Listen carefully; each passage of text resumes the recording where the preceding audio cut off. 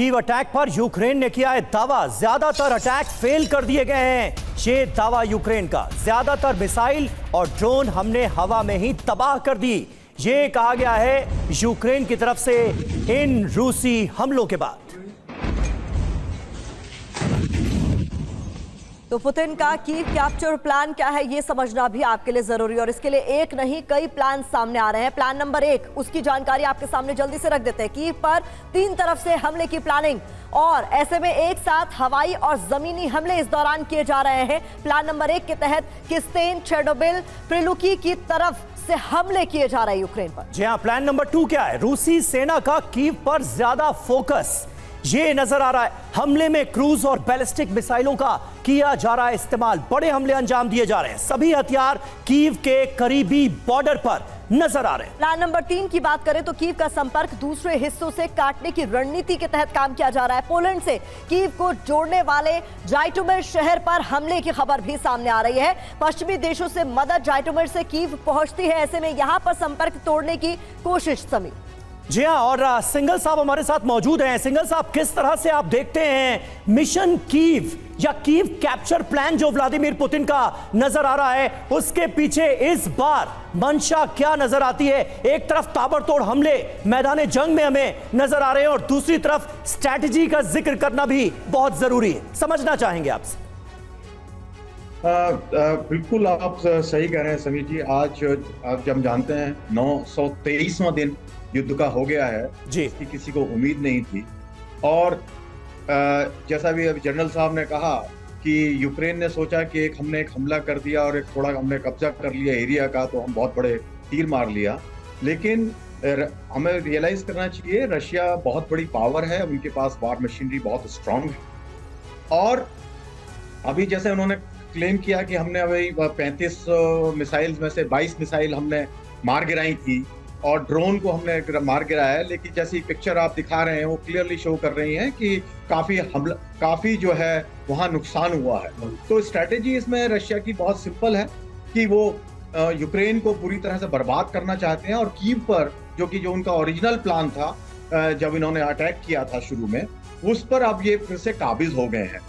और ज़ेलेंस्की जो है अब वो बहुत बौखला गए हैं, जैसे लग रहा है उनके स्टेटमेंट से। 2 स्टेटमेंट उन्होंने दिए हैं कि एक तो उन्होंने टारगेट दिए हैं रशिया यूएसए में जाकर के उनके जो रक्षा मंत्री हैं, और दूसरी तरफ वो रिक्वेस्ट कर रहे हैं वेस्टर्न कंट्रीज से कि हमें जो है मिसाइल्स दी जाएं और हमें परमिशन दी जाए कि हम डीप पेनिट्रेटिंग मिसाइल्स हैं उसको अटैक उससे उन जो है रशिया के ऊपर हम हमला करें। तो लेकिन रशिया खुद अपने जैसे पुतिन है वो बड़े कॉन्फिडेंट हैं, मंगोलिया की यात्रा पर गए हुए हैं वो। अगर उनको कॉन्फिडेंस नहीं होता तो वो देश नहीं छोड़ते। दूसरा जो है कि जो अब जो है लग रहा है कि रशिया बहुत तेजी से बढ़ने वाला है, जैसे कि अभी खबर भी आई है कि उन्होंने 477 किलोमीटर के क्षेत्र पर कब्जा कर लिया है पिछले एक दिन के अंदर, जो कि सन अक्टूबर 22 के बाद 2022 के बाद पहली बार ऐसा हुआ कि रशियन जो है आर्मी ने इतने बड़े एरिया का एक दिन में कब्जा किया। तो एक इंटेंट उनकी बहुत क्लियर है कि यूक्रेन को अब वो घुटनों पे बिल्कुल लाना चाहते हैं कि उनको जो बड़ी बात आप कह रहे हैं सर। देखिए, यूक्रेन को उसके घुटनों पर लाने के तहत ही ये तमाम रणनीति पर काम पुतिन करते हुए नजर आ रहे हैं। सुमित, एक अंग्रेजी की कहावत है ना, what goes around comes around. यही बात क्या ज़ेलेंस्की को इस बात का अंदाजा नहीं था कि अगर आप रूस के अलग अलग इलाकों में अंदर दाखिल होकर हमले करेंगे तो आप बच जाएंगे क्या? आपके ऊपर वापस प्रहार नहीं करेंगे क्या पुतिन? इतना बड़ा रिस्क ज़ेलेंस्की ने लिया क्यों, ये भी बड़ा सवाल।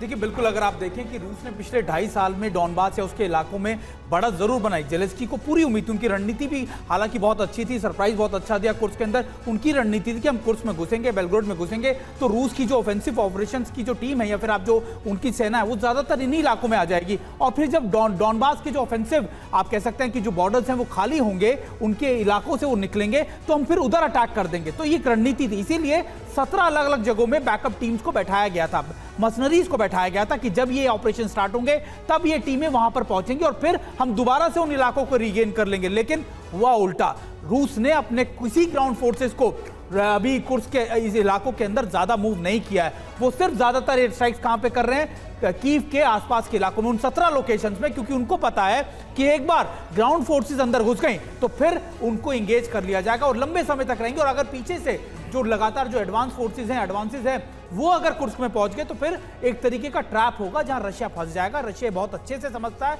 और जानता है, इसीलिए उन्होंने सबसे पहले डॉनबास में अपने ऑफेंसिव को और स्ट्रॉन्ग किया, उसके बाद लगातार एयर स्ट्राइक्स की। और अब जब लोग मर रहे हैं, जब पीछे से रसद नहीं आ रही है, तो निश्चित तौर पर कुर्स्क में बैठी यूक्रेन की सेना की अपनी क्षमताएं कम होती जा रही है, उनके पास सामान नहीं है। तो ये निश्चित तौर पर जब उनको लगेगा रूस को कि हाँ अब ये वाजिब समय है जहां पर वो बहुत ज्यादा वीक है, तब ग्राउंड फोर्सेस अटैक करेंगे, ऑफेंसिव ऑपरेशन चलाएंगे। उससे पहले ऑफेंसिव ऑपरेशन कुर्स्क के अंदर रूस की सेना इतने मैसिव स्केल पर नहीं करेगी।